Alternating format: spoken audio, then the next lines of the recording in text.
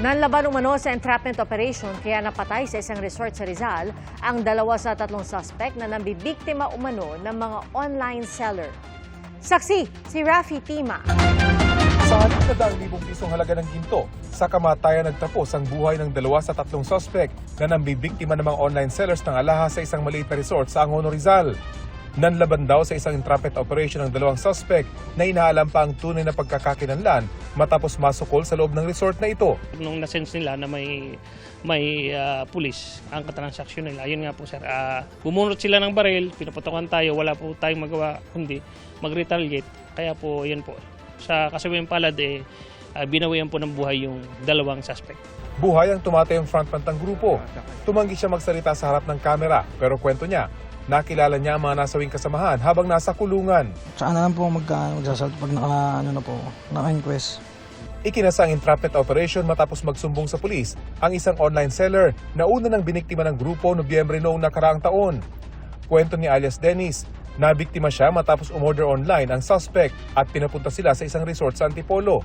Pero nang makuha ang gold na alahas, bigla na lang daw tumakbo ang mga suspect mula sa resort na sinabi nilang pagmamayari nila.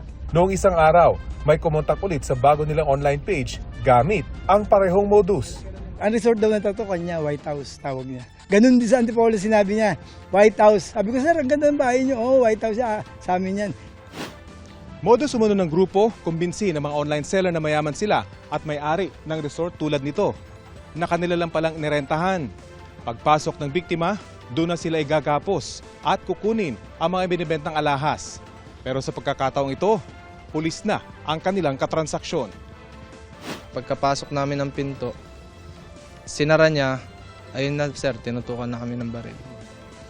Pinaluwaw ng baril dito sa ulo kasi ayaw ko bigay yung wedding ring ko eh. Ayun. Then pinakit kami sa kwarto. Pagkapakit namin sa kwarto, doon na kami ginapos. Kinuha na lahat sa amin.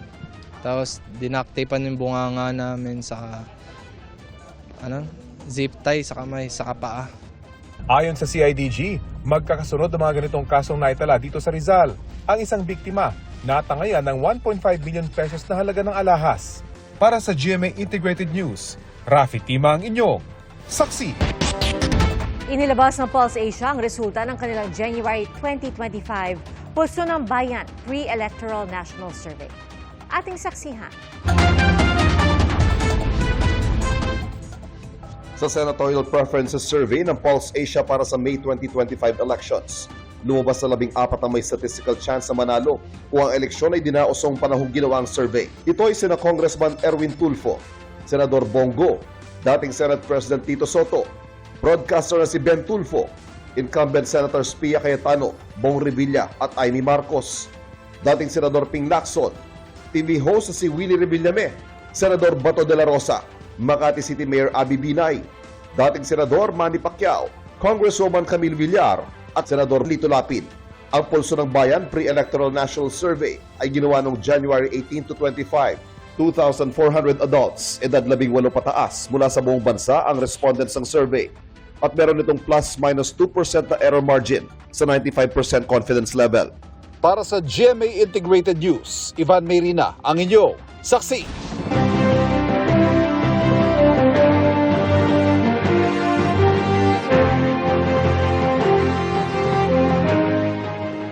Sa bawat 10 Pilipinong nasa wastong edad para bumoto ngayong eleksyon 2025, millennial o di kaya Gen Z. Batay po sa datos na nakalap ng GMA Integrated News Research. Halos 48 milyon ang pinagsamang millennial at Gen Z voters ngayong 2025. Katumbas ng halos 63% ng kabuoang voting population o yung mga edad 18 o 18 pataas. Ang isang political expert inilarawan kung anong mga katangian ng Gen Z ang naiiba sa nakatatandang henerasyon. Saksi, si Nico Wahe. Hawak ng mahigit 69 million na bobotong Pilipino sa darating na 2025 midterm elections ang magiging kapalaran ng bansa sa mga susunod na taon. Ang mga boboto nahati sa iba't ibang henerasyon. Mula sa mga silent, baby boomer, Gen X, Millennial at Gen Z. Pero maaari nga bang buhati ng isang henerasyon ang magiging resulta ng eleksyon? Bagamat iba-iba ang pangangailangan at mithiin ng bawat henerasyon, parehong katangian ang hinahanap sa gustong mamuno. Ang baby boomer na si Mang Leandro, gusto raw ay yung kayang ipaglaban ng may hirap. Yung mga makakatulong sa ating kagaya nating mahihirap at sana maalis yung yung tinatawag nilang korupsyon sa bawat isa. Sa tagal na nating nagtatrabaho, hirap pa rin tayo dahil sa gobyerno natin. Ang Gen X na si Mang Jeronimo, pareho rin ang hinahanap. Di yung may magagawa sa panunungkulan. May magagawang magbabago ng kaunti ang ating bansa. Tsaka yung hindi nangungurakot. Si Donna, isang millennial, gusto raw yung maaasahan sa lahat ng oras at hindi pang photo op lang. Kayang pangatawanan yung kanyang pinangako sa buong bayan ko. Ang pinakabata sa lahat ng henerasyon na boboto ay ang Gen Z na gaya ni Thea. Ayaw raw niyang makasarili. Iniisip nila yung taong bayan, tsaka yung hindi sila yung magbe-benefit. Hindi lang sila yung magbe-benefit, dapat pati taong bayan din po. Ayun, kapakanan ng lahat po ganun. Ayon sa datos ng COMELEC, 63% ng kabuuang mga boboto sa 2025 midterm elections ay pinagsamang millennial at Gen Z, kung saan ang mga millennial may 34.15% o 25.9 million voters, habang ang mga Gen Z naman may 28.79% o 21.8 million voters. Pero ang tanong, magkakasundo kaya ang dalawang henerasyon na yan para buhatin ang eleksyon? Ayon sa isang political analyst, game changer sa eleksyon ng henerasyon ng Gen Z. Paparami ang bilang ng mga Gen Z voters ay napakahalaga ng papel at bilang ng mga Gen Z voters. So that will be game changing. Ito yung magiging pwedeng magbago ng political landscape natin. Kung saan daw papunta ang boto ng mga Gen Z, posibleng doon din papunta ang kinabukasan ng bansa. Ang maganda raw sa mga Gen Z, alam nila kung sino ang dapat piliin. Ang Gen Z voters ay ang tinatawag na the digital generation. Sila mismo hindi lang tagatanggap ng information. Sila mismo pwedeng maging actors mismo and shapers ng mga pamamaraan na teknolohiya. Sila rin yung educators mismo ng iba pang age level voters. Malinaw naman ang gusto ng taong bayan, tapat at mahusay na pamumuno. Kaya sa eleksyon 2025, dapat totoo. Para sa GMA Integrated News, Nico Wahe, ang inyong saksi. Dalawang bagong COMELEC commissioner ang itinalaga ni Pangulong Bongbong Marcos sa bisperas ng campaign period para sa national positions sa eleksyon 2025. Sina Attorney Maria Norina Casingal ang head ng Legal Department ng COMELEC at Attorney Noli Pipo, Direktor ng COMELEC Ilocos Region. Saksi, si Sandra Aguinaldo.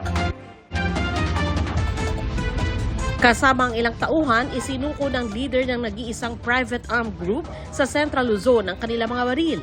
Hindi sila isa sa ilalim sa police custody dahil wala silang kinakaharap ng warrant of arrest. Pero iimbestigahan pa rin daw sila kasama ang pagsasailalim sa forensic examination ng kanilang mga baril para malaman kung nagamit sa krimen. Patuloy ang kampanya laban sa loose firearms at iba pang private armed groups. Sa Orani, Bataan, nahulihan ng baril at mga bala ang isang lalaki nang rumesponde sa away ng mga pulis. Sa buy-bust operation sa Abukay, nakumpiska sa isang lalaki ang isang baril at 9 na gramo ng shabu. Arestado ang parehong suspect.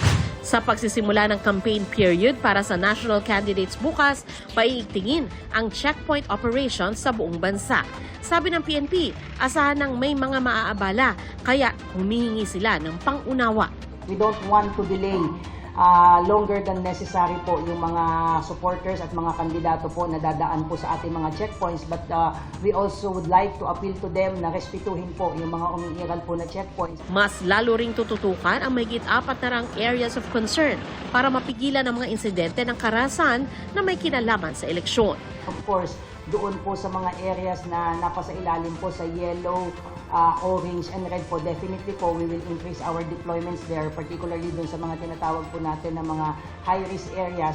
Ang COMELEC naman, babaklasin na bukas ang mga campaign poster na hindi susunod sa wastong sukat at wala sa loob ng common poster area.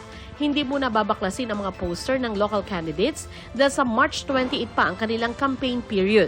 Ang mga campaign materials sa mga private property, hindi raw pwedeng galawin ng COMELEC, pero paalalahanan daw nila ang mga kandidato.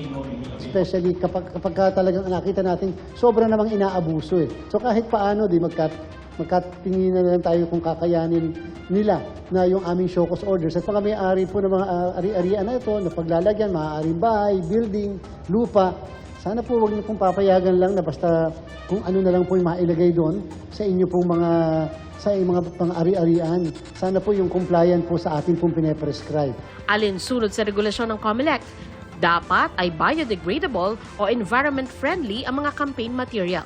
Hinihikayat namin ang mga kandidato magkabit lamang sa tamang posting areas.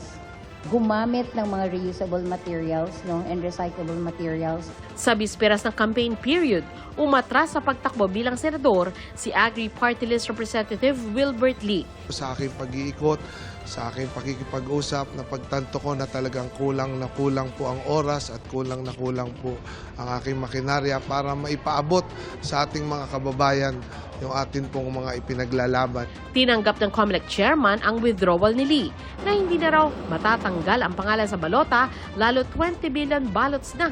Kung may matanggap sa mga boto ay considered stray. Bali wala po lahat yung boto niyan. Dalawang bagong COMELEC commissioner naman ang itinalaga ni Pangulong Bongbong Marcos, sina Attorney Maria Norina Tangaro Kasingal at Attorney Noli Pipo. Para sa GMA Integrated News, ako si Sandra Aguinaldo, ang inyong saksi. 3 patay matapos matangay ng baha ang isang van sa Palawan sa gitna ng pag-ulang dulot ng shear line. At kasama sa sinagip ang isang bata. Ating saksihan. Grabe po. Grabe ang dulot ng malakas na pag-ulan na to. Lagpas bewang na baha ang sumalubong sa mga taga-barangay Siksikan sa Puerto Princesa City, Palawan kahapon. Gumamit ng lubid ng mga rescuer para mailikas ang mga residente. Ay, mga hayop pa doon, oh. Rumaragasa rin ang baha sa Barangay San Manuel kung saan tumulong na sa pag-rescue ang mga sundalo. Sa Barangay San Jose, bitbit ng mga residente ang mga isinalbang gamit. Ang ilang bahagi ng Palawan, abot dibdib ang baha. Sa bayan ng Nara, inalo ng baha at nahulog sa kanal ang sasakyang ito. Nalunod sa baha ang ilang mga alagang hayop sa bayan ng Aborlan. Stranded naman ang ilang motorista matapos umapo ang tubig sa tulay. Puerto Princesa sa Barangay Isaob. Sa lakas ng ulan kagabi, nagmisulang ilog ang kalsadang ito. Napakalakas na agos ng tubig sa National Highway. Natangay pa ng malakas na agos ng baha ang isang van na tinangka umano itong tawirin. Ayun po, may mga kumakaway pa po ng mga bata. Sa sobrang dilim sa lugar, pahirapan ang pag-rescue sa mga sakay ng van. Kabilang sa mga nasagip ang isang bata. Ayan po yung baby. Pinadala rin itong rescuer. Ayon sa Palawan PDRRMO, 12 ang sakay ng van. 7 ang nasagip habang 3 ang nasawi at 2 ang patuloy na pinaghahanap. Ngayong araw, nagpatuloy ang paglikas sa mga residente. Kasabay na inilikas ang mga alagang hayop. Magdamag ding umulan sa lalawigan ng Sorsogon. Kaya umapaw ang spillway sa Barangay Tarumatas sa bayan ng Bulan na pansamantalang hindi madadaanan ng mga sasakyan. Sa lakas ng agos ng tubig, nasira ang dulo ng footbridge na ito. Lubog din sa baha ang ilang bayan sa Eastern Samar. Aabot sa 15 barangay ang binaha at nasa 900 pamilya ang apektado. Nakaranas din ng malawakang baha ang ilang lugar sa Northern Samar. Dahil sa patuloy na pag-ulan, itinaas na ng OCD-8 sa Blue Alert ang Eastern Visayas. Walang naitalang nasugatan sa mga pagbaha. Din namin, lagi po naming sinasabi tuwing may mga ganito po tayong mga na-experience na weather systems na kung maaari po ay makinig po tayo sa mga paalala ng mga local authorities po natin, lalo na po kung kailangan natin na mag-preemptive evacuation. Para sa GMA Integrated News, ako si Marisol Abduraman, ang inyong saksi. Mga kapuso, maging una sa saksi. Mag-subscribe sa GMA Integrated News sa YouTube para sa iba't ibang balita.